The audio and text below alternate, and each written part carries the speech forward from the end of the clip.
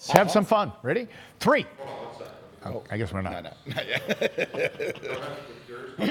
You ready? Mic check. 1, 2, 3, 4, 5. 1, 2, 3, 4, 5. 1, 2, 3, 4, 5. 6, 7, 8, 9, 10. Woo! Hector, one more time. 10, 9, 8, 7, 6. Good? We're good. Rock and roll. All right. 3, 2, 1. Welcome in, everybody. It was 25 years ago, just about 25 years ago, when Cleveland, absolutely thirsty, starving for a championship in professional sports, they got one. We got one. Thanks to these guys and their teammates, the Cleveland Crunch ended up winning the championship in indoor soccer that year in an amazing double overtime win in Game 4 of the championship series against St. Louis and won the title. Hector Marinaro and Otto. Otto, the great goalkeeper. Hector Marinaro, part of the dynamic duo, that scoring punch of Zoran Karic and Marinaro. Hector scored the winning goal. 25 years, and people are really thrilled and put a smile on their face when they talk about that. What does that mean to you guys that they remember it in such a fond way? It's a great feeling. I tell you, we were talking all day in the past couple of days about this, Hector and I together. And when I came to Cleveland, I didn't know anything about Cleveland sports. Being able to hang out with guys, Bob Feller, Marion Motley, Mel Harder, then guys more our contemporary, from the 80s and 90s. Now, 25 years later after our championship, we are still kind of remembered as part of Cleveland sports history, and for me, that's a huge honor. It makes me feel great. How about you, Hector? That he puts it very, very well. I mean, you're part of Cleveland sports history. Yeah, it really is, and for me, I love Cleveland. So to be a part of the sports history of this city, it's been my home since '89, and it's a great sports town. The people here just love their sports, and I love the fact that they still recognize us for it. The indoor soccer game in Cleveland really took root. It really did. Thanks to the Force. Yep. And then you guys carried it on when the Force folded up and Bart Wolstein decided that he was going to get out. It was tough for a lot of people to accept because a lot of people found great family entertainment, and I mean that. I mean, Otto, 20,000 at the old Coliseum to see the Force play. It was a business model that not only indoor soccer could take a look at, but people in the NBA at that time. There were a lot of NBA teams that weren't drawing those kind of crowds. That's for sure, and actually, another topic that we've discussed, a lot of the stuff that indoor soccer did back then, playing the music, the contests in between quarters, those were taken by NBA and incorporated into the marketing of the NBA. So the people who were running the MISL back at the time were kind of ahead of their time and laid the template for a lot of stuff that goes on during sports marketing during the games today. It was a young Hector Marinaro, not to say that I am sitting with an older Hector Marinaro. Oh, you are. Okay, we all are. But it was a young Hector Marinaro that got a little bit of a taste with the Force, right? Tell us about that. Yeah, I was 18 years old when I signed with the Force in 1983-84. I lasted 1 year, and I was cut the next year. But it really gave me a taste of the indoor game and what it was to be a professional soccer player and the atmosphere at the Coliseum. You're talking about the Cavs and stuff. I remember going back, that year in '83-84, going to the Cavs games and pretty much sitting anywhere we wanted. You want, right? There was 1,500 people there. World Be Free and Ben Poquette. It was like, yeah, there you go, George Karl. Yeah, it was incredible. And then, our tickets were the hot tickets to get. And as an 18-year-old sitting in the stands for most of the games, but I only played 6 games that year. It was just it was a great atmosphere, and it was so cool to be a part of. So when I first came to Cleveland, I'd been up in Burlington, Vermont, and I was doing college sports up there, and close enough to the New England region, Boston, that you could still be in touch with the Celtics and the Red Sox and the Bruins and the Patriots and all the like.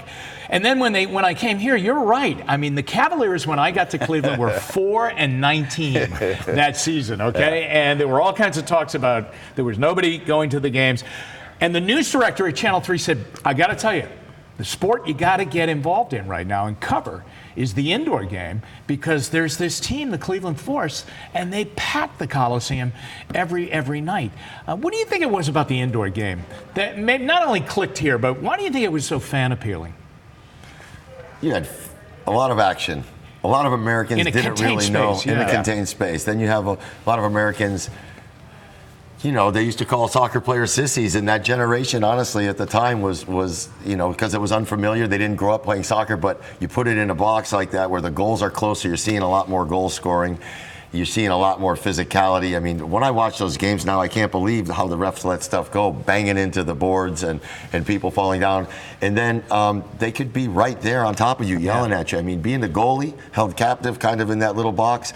You play in Philadelphia and you got 8-year-old kids yelling stuff at you that you never heard before in your life. So They say those Philly crowds are I'm telling you, it's a tough place to play. Baltimore, Philadelphia, Baltimore Blast, and the Baltimore Cleveland Forest Blast, was a huge rivalry. Who was the big guy on the Baltimore Blast? There was Stan Stamenkovich. Stan Stamenkovich. The pizza man. Yeah, Stan Stamenkovich used to really drive the Wolsteins crazy because they would eliminate the Force in a lot of years. Okay, let's go to the crunch, though. You had been close, right, to win titles. You had lost the year before in a deciding game. And so now you come into 1994, and like you say, Otto, every year you were that good that it was kind of championship or bust. You were living at that level, right? Honestly, these guys were that good, Hector and Zoran. I was kind of an unknown, and having lost the year before in the finals, and then the first game of this series, we were losing 12-2 in the first quarter, and I got pulled out of the game. That year and that playoff series kind of was the turning point in my professional career, because after being able to come back and win the game in St. Louis and then winning the 2 games at home was, kind of the monkey off the back, or whatever you want to call it. But I don't know. Those things that I remember about that playoff series are few and far between, as I mentioned to you earlier, because it was between nerves and focus. There wasn't a lot of time to remember anything that was going on. So the clinching game is game 4. That's when Correct. you clinch it. Knowing full well, if you don't win that game, and the game goes to double overtime and the crunch wins it, but if you don't win that game, you're going to have to go on the road. You're going to have to win on the road. That put a lot of chips on the table, and you got to win that hand. It really did, because, as you mentioned, the year before, Kansas City had home field, and we had to go play the 5th and deciding game in Kansas City. And we did not play well. We got our butts whooped. We lost the championship. Probably the most depressing summer we've ever had was '93.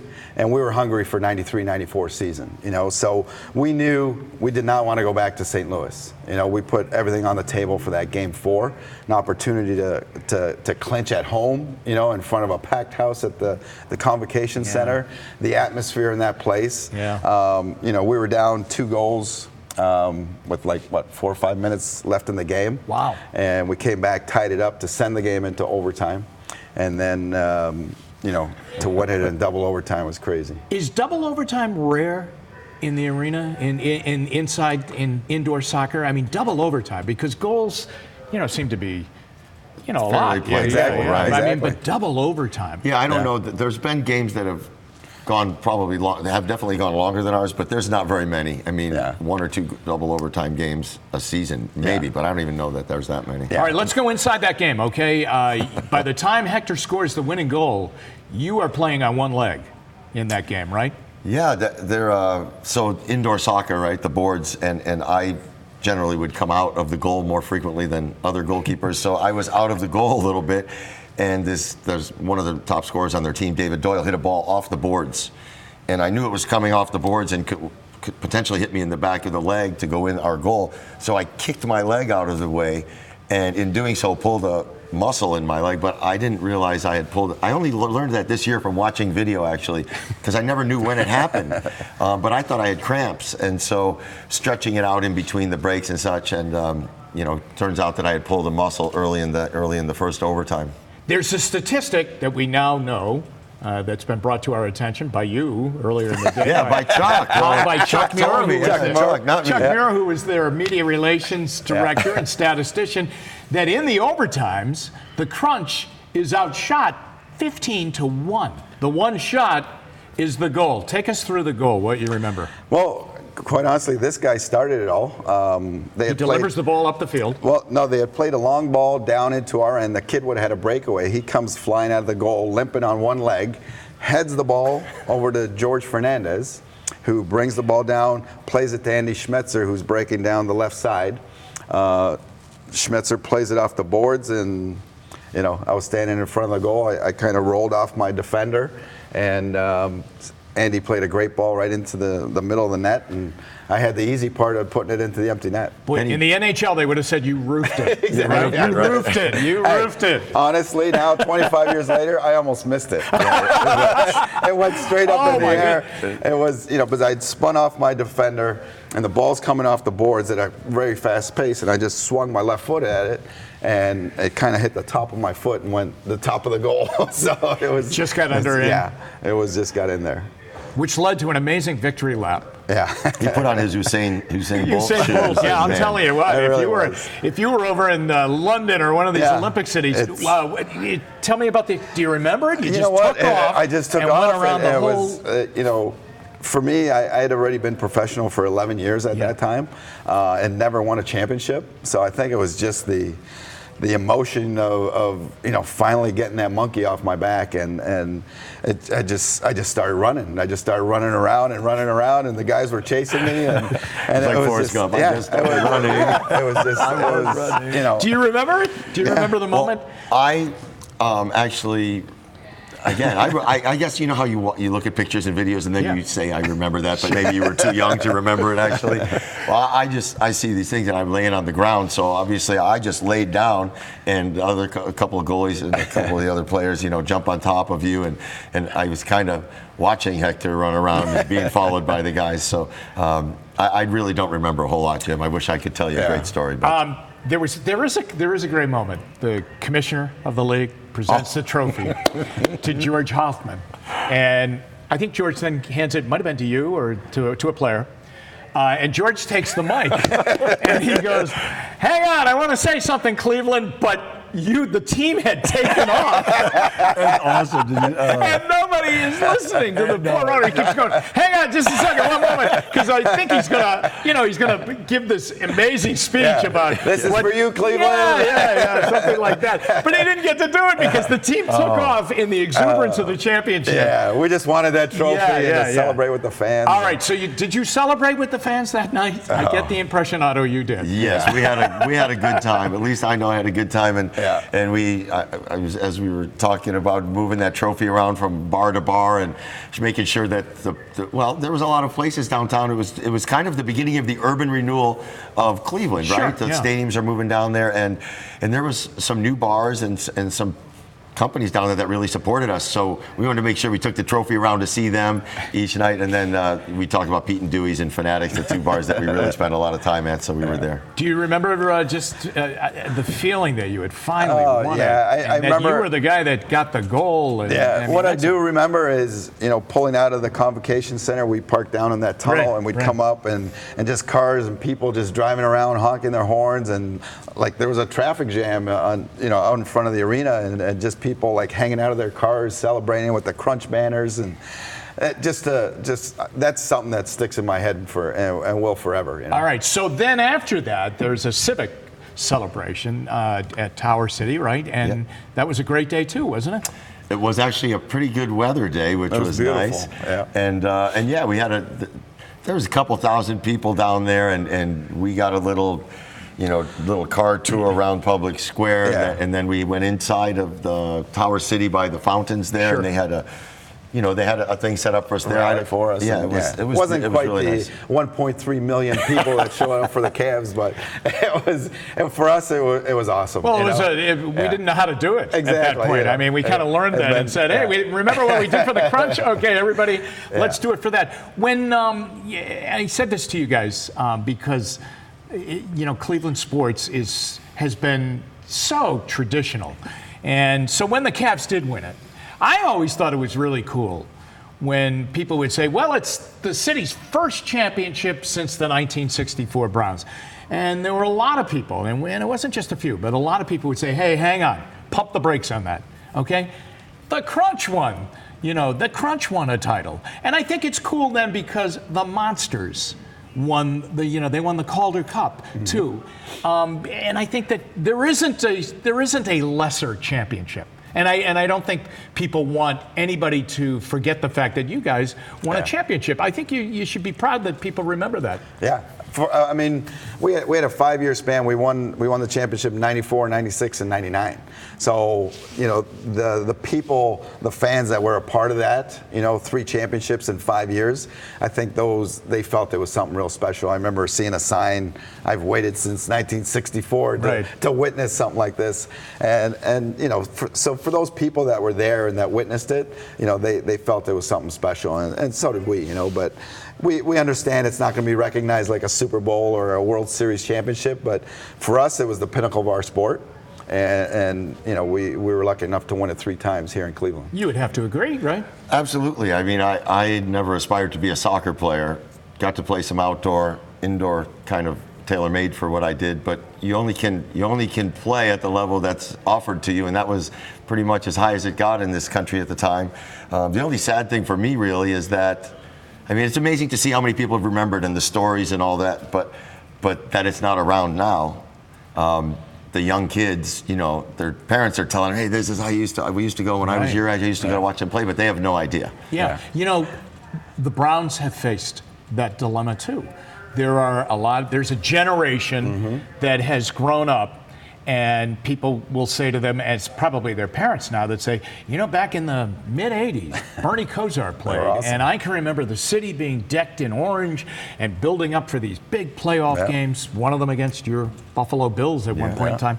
And the kids say, yeah, but I mean, since I've been growing up, you know, the Browns haven't been very good. Now, it looks as though that's all about to change. It's awesome. But you're right. I mean, that's important that people recognize the history of it. So in doing that, you are putting together a reunion game, right, for the 25th anniversary of the Crunch winning it. So go ahead. Tell us what's going to happen. Well, first off, I want to make sure I start by saying that we've done a few reunion games, and I've organized them as best I could for a couple of different events that I've run and get all the guys together. But this is the 25th anniversary. And unless we make it to the 50th anniversary, this is going to be my last effort putting these together. This is a farewell. It's a big undertaking. But the great thing about it is Hector introduced me to a JCU alum, Jonathan Agin, and he was a soccer player there, but he's the executive director of the Max Cure Foundation. And unfortunately, he lost a daughter at 5 years old to cancer. And so as the executive director, he wanted to do something with this game with me when Hector introduced it. And so my foundation is the Hands On Sports Foundation, and we do stuff for inner city urban kids, give access to soccer and building futsal courts in the communities around Northeast Ohio. And we're partnering together to split all the proceeds from this game. So that's the first part. That's great. Yeah.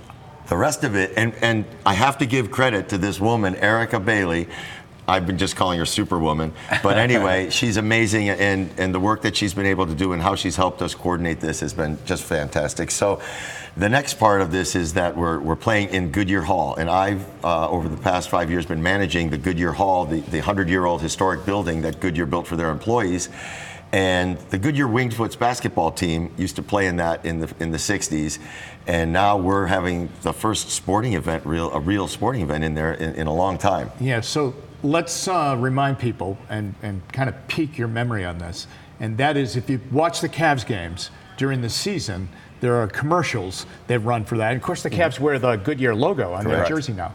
But there's a commercial that shows the Goodyear employees having the basketball game, right? Yes. Inside, and that's the hall. That's the hall. That is a really cool venue. Oh, it is very cool. Huh? I'm so proud to be working there. I mean, it's a very, very cool and very historic place. Yeah. So we have a lot of youth events there, and it's just, you know, you're not paying for a seat or anything. It's just general admission. Well, this is going to be a little different. We have to organize all that for the very first time, so that's becoming a little stressful. But at the same time, we're going to have some, I mentioned to you about the game of futsal, and I've been doing that, dropped all my outdoor programs. So we're going to have an exhibition between some kids that have won youth national championships before the game while the silent auction is going on.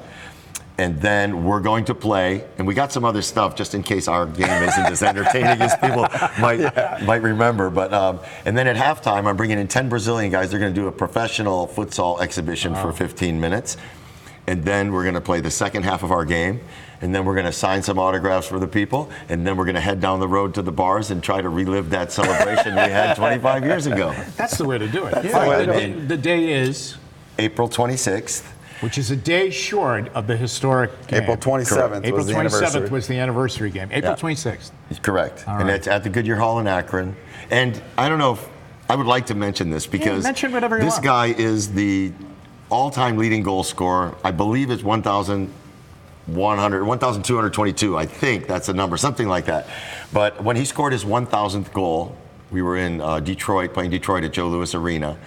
And after the game, I went to the guy at the the ticket box, and they gave me 1,000 tickets from that game, 1,000 real tickets. And I met an artist who happened to be from Cleveland when I was out on a vacation in Montana, and I had him do a really nice montage, I guess you would call it, of 5 different shots of Hector, one of them being the bicycle kick goal he scored in the All-Star game one year. And then we put on the bottom of it where he scored each of his 1,000 goals, like the couple in LA and Minnesota, and then the rest of them here in Cleveland. And we have him autograph it and get the tickets from that actual game where he scored it. And every one of the first 500, and if we can do a few more, maybe up to the first 600 people to purchase tickets for this event, will be able to get one of those prints in a photo tube, all protected.